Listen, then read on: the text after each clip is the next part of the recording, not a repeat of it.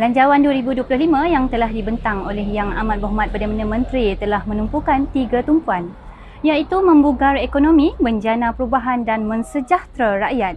Salah satu ikhtiar daripada Belanjawan 2025 yang dilihat memberi manfaat buat masyarakat setempat adalah Sejati Madani. Saksikan rakaman influencer Ejapan pada kali ini bersama satu figura tempatan yang dikenali di negeri Perlis, yang sangat dikenali dan sinonim dengan masyarakat negeri Perlis, yang akan berkongsikan akan satu inisiatif yang disebut dalam Belanjawan 2025. Bersama tetamu jemputan YB Gan Ailing, Adun Indra Kayangan berkaitan Sejati Madani.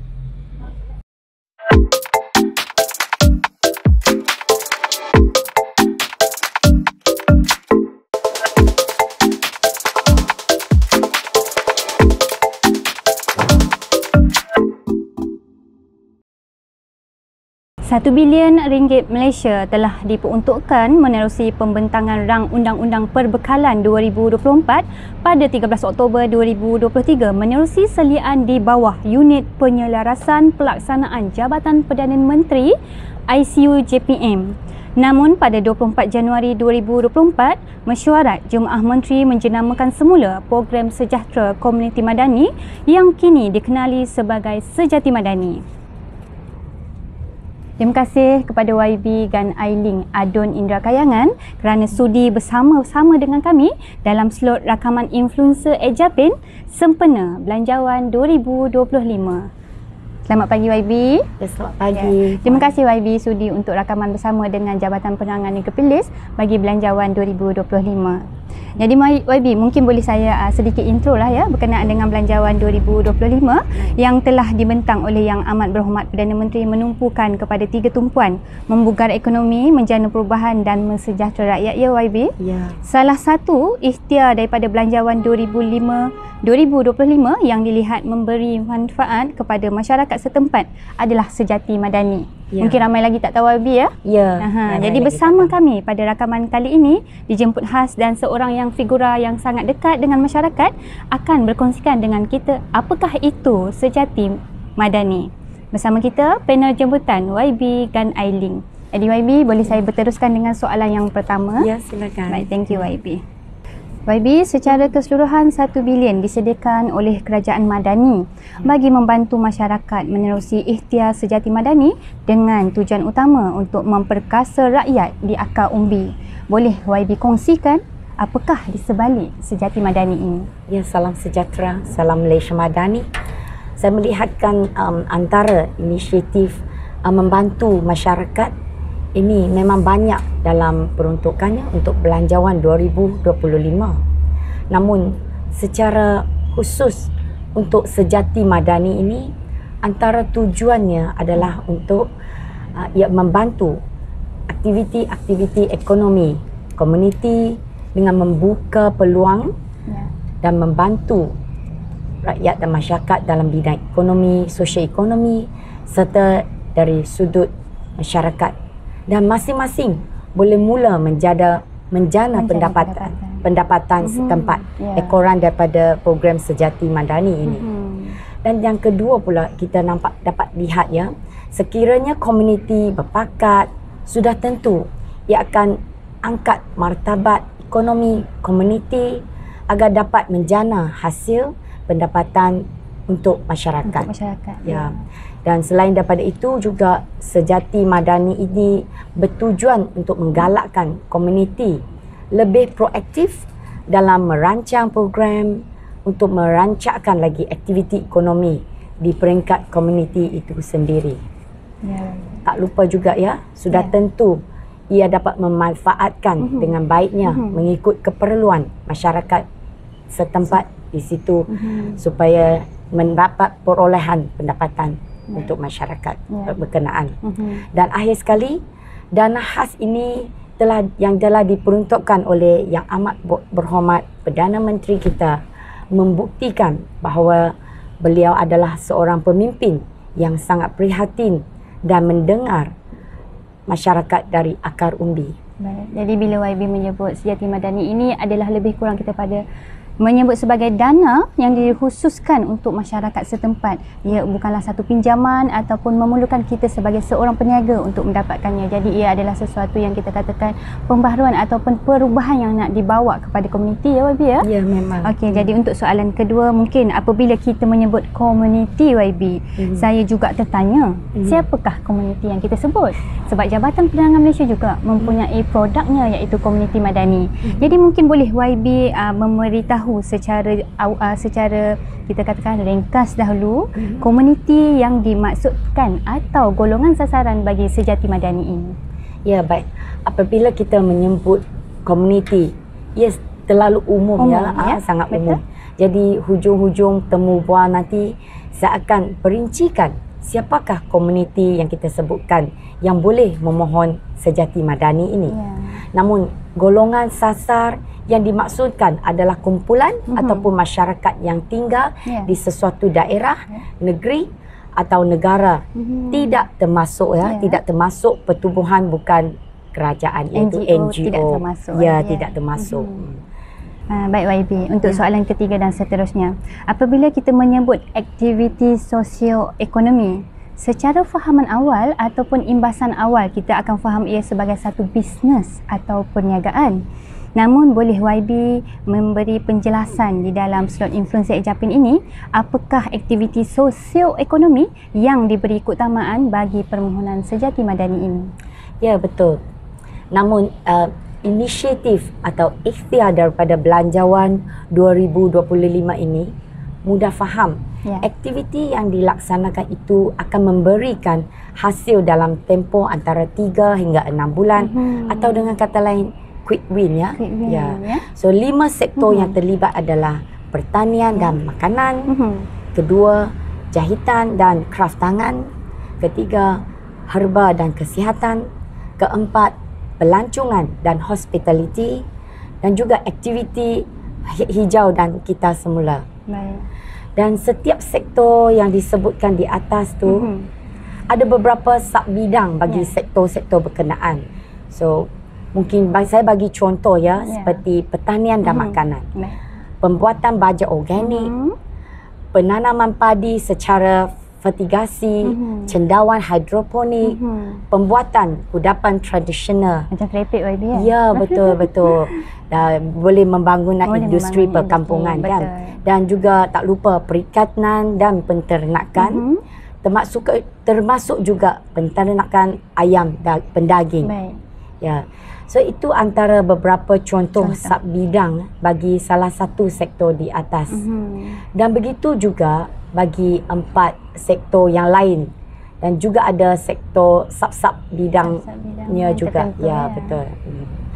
So jadi bagi komuniti yang berminat, saya rasa mereka bolehlah merancang untuk melaksanakan satu atau lebih program dalam sektor yang sama ataupun digabungkan beberapa sektor tumpuan yang ditetapkan seperti yang disebutkan tadi. Syarat lain adalah nilai projek Nilai projek itu adalah tidak melebihi nilai grant yang ditawarkan dalam satu permohonan. Baik. Ya. So kita tengok juga izinkan saya juga kongsikan sedikit aktiviti yang tidak layak juga. So saya rasa komuniti pun nak tahu jugalah. Nak tahu. Ya. Apa yang boleh, apa yang tak boleh. Di mana dia punya sempadan dia untuk membuat projek tersebut. Senang sikit dah. Senang nak faham kan? Nak faham. Dan bila diorang buat permohonan tu senang dah sedikit. Tahu siap-siap. Dah apa antara yang tidak boleh itu YB? Ya, betul. So yang tak boleh itu aktiviti pembangunan fizikal. Dan infrastruktur seperti pembinaan, pengubahsuaian dan baik pulih bangunan. Dan juga sektor ataupun industri secara individu, hak milik individu lah dengan kata lain tidak boleh, tidak layak Dan tidak lupa juga program yang menimbulkan isu dan juga sensitiviti, ada sensitif kaum dan juga agama dan sebagainya. Itu memang tidak layak lah. Dan juga kita yang program-program yang tidak mengikut skop program Sejati Madani. So itu adalah beberapa perkara yang perlu diambil perhatian dan tidak boleh layak dalam permohonan program Sejati Madani ini. Jadi yang kita faham kepada apa YB sebut ini adalah contoh di Negeri Perlis kita ini mungkin ada kawasan-kawasan tanah yang terbiar ataupun kita kata dalam satu kawasan-kawasan kampung komuniti itu boleh dibangunkan seperti contoh menanam sayur ataupun yang dibenarkan dalam senarai sub-bidang daripada 5 sektor utama yang YB sebutkan tadi. Dan YB juga menyatakan kepada kita apakah yang tidak boleh, maksudnya lebih kepada pembangunan ataupun dari segi infrastruktur jangan disentuh. Ia lebih untuk kita membolehkan masyarakat ini dengan kata lain YB komuniti berkenalan, komuniti bergotong royong, komuniti lebih mengenali satu sama lain di antara dalam ahli-ahli mereka. Sama-sama mereka boleh bagi idea dalam pembangunan sosial ekonomi. Dalam pembangunan itu nampaknya perkara itu yang telah lama kita tinggalkan. Betul. Kehidupan sekarang ini masyarakat ataupun komuniti sekarang lebih kepada masing-masing. Jadi dengan Sejati Madani ini kita nampak sebaliknya adalah yang lebih luas dan lebih merangkumi semua adalah sebenarnya kejiranan dan aktiviti kemasyarakatan itu boleh dihidupkan kembali YB. Betul. Jadi mungkin boleh saya meneruskan dengan soalan yang seterusnya. YB ada menyebut berkaitan komuniti-komuniti yang layak memohon dan boleh YB memberi secara ringkas siapa yang disebut sebagai komuniti-komuniti tersebut. Antara komuniti-komuniti yang dimaksudkan adalah Jawatan Kuasa Pembangunan dan Keselamatan Kampung iaitu JPKK ataupun Majlis Pengurusan Komuniti Kampung MPKK. Yang kedua adalah Jawatan Kuasa Pembangunan dan Keselamatan Kampung Persekutuan iaitu JPKKP. Dan tak lupa juga komuniti Rumah Panjang kalau mereka yang berada di Sabah Sarawak. Merangkumi satu Malaysia YB betul. Satu program yang sangat baik. Menyeluruh. Menyeluruh Dan tak lupa juga kita ada komuniti orang asli perkampungan orang asli di Malaysia dan komuniti kampung yang mendapat pengesahan daripada pejabat daerah, residen ataupun wilayah persekutuan atau juga daripada agensi Kementerian Kemajuan Desa dan Wilayah iaitu KKDW atau Bahagian Perancang Ekonomi Negeri iaitu BPEN. Mereka jugalah boleh membuat permohonan dan juga satu lagi Persatuan Penduduk. Tak lupa juga Persatuan Penduduk, tetapi mestilah yang berdaftar di bawah Jabatan Pendaftaran Pertubuhan Malaysia dengan status pendaftaran tu masih aktif lagi. Pengkhususannya lebih pada Persatuan Penduduk. Jadi makna kalau mereka tak jadi JPKKP, MPKK dan sebagainya, mereka boleh mengambil peluang tubuhkan persatuan dan mesti aktif dalam NGO, dalam ROS mereka boleh layak. So satu program yang begitu adil dan begitu merangkumi dan menyeluruh kepada semua. Merentasi agama, merentasi bangsa, merentasi semua. Maksudnya kalau dia duduk satu kampung tu ada kaum Cina, ada kaum India, ada kaum Melayu, mereka boleh bergabung. Betul. Jadi sesuatu yang bagus YB. Satu program yang begitu bermakna dan sangat impak dia kepada komuniti itu sendiri YB. So penduduk dan komuniti tu jangan lepaskan peluang teliti sedikit cara-cara permohonan Sejati Madani itu supaya semua orang boleh mengambil bahagian dalam program permohonan Sejati Madani itu. Baik, jadi YB seperti mana kita maklum Sejati Madani ini bermula 2023, diteruskan 2024 dan kini dalam belanjawan 2025 diperkasakan lagi. Jadi YB untuk soalan seterusnya, boleh YB berkongsikan dengan kami komuniti-komuniti yang berminat untuk sertai ikhtiar Sejati Madani ini, dengan siapa komuniti-komuniti ini boleh berhubung untuk mendapat maklumat lanjut dan semestinya tepat. Bagi komuniti yang berminat dengan inisiatif Sejati Madani ini, bolehlah layari laman web sejatimadani.icu.gov.my/home. So itu adalah laman web dia. Dan juga untuk sebarang pertanyaan lanjut, bolehlah berhubung dengan secara terus dengan urus setia. Dengan terus betul. So Sekretariat Sejati Madani itu unit penyelarasan pelaksanaan program Sejati Madani ini melalui talian telefon 03 8872 3888 ataupun 6430 ataupun 6406. Ya, mereka juga boleh email ya. Pertanyaan sekarang boleh zaman melalui email email je, YB, juga. Ya, boleh hantar ke alamat email sekretariatmadani@icu.gov.my. Baik. So itu ada layaran web, laman web, boleh email, boleh telefon untuk dapatkan pertanyaan dan pelbagai maklumat lain. Ya, YB. betul. Ya. Jadi apabila YB menyebut sekretariatnya adalah di ICU di bawah Jabatan Perdana Menteri, semestinya ia akan diambil berat dan dia akan menganalisa secara kita katakan tepat kepada masyarakat yang layak untuk memohon berdasarkan atas permohonan berdasarkan subsektor ataupun sektor-sektor utama YB ya. Jadi berdasarkan apa yang YB sebut, selain daripada laman web Sejati Madani itu sendiri, ada sekretariat yang anda boleh berhubung secara talian telefon ataupun melalui email. Jadi YB sebagai seorang wakil rakyat dan kita pun berada di kawasan YB ini sendiri. Jadi apakah harapan YB untuk program ataupun ikhtiar Sejati Madani bagi Belanjawan 2025 ini, dan YB perlu menyuruh beramai-ramai kepada masyarakat di luar, di sekitar Kanga pun cukup dah untuk sama-sama menjayakan program Sejati Madani ini. Peruntukan yang disediakan RM1 bilion Malaysia sangat besar YB ya. Ya, betul. Jadi apa harapan YB? Saya ingin menyeru mula-mula saya ingin ucapkan terima kasih kepada Yang Amat Berhormat Perdana Menteri Malaysia kerana sambung program Sejati Madani, sebab saya ada dengar tahun lepas ramai yang tak tahu nak mohon.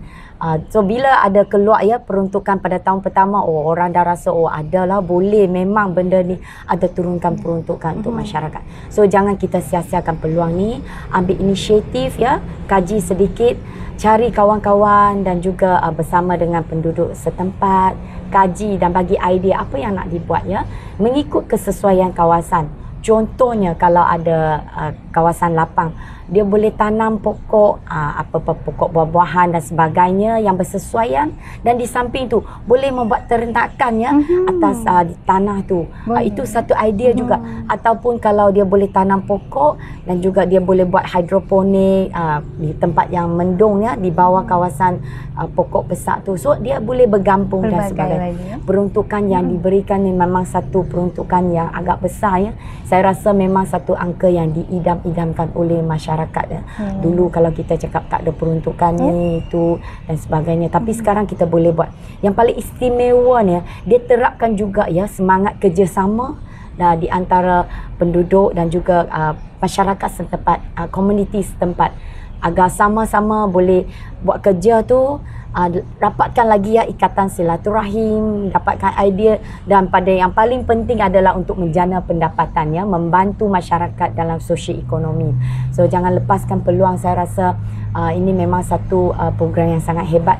Jangan lupa ni peruntukan 1 bilion tu kalau habis dah. So semua kena buat awal-awal jangan tunggu sampai last minute, nanti bila peruntukan permohonan ada masalah susah nak review ke jangan apa-apa. Jangan lewat buat awal.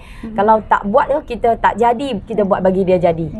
Saya rasa pegawai kerajaan di bawah Jabatan Perdana Menteri pun sudi memberi nasihat dan juga tunjuk ajarlah untuk membuat permohonan program Sejati Madani ini.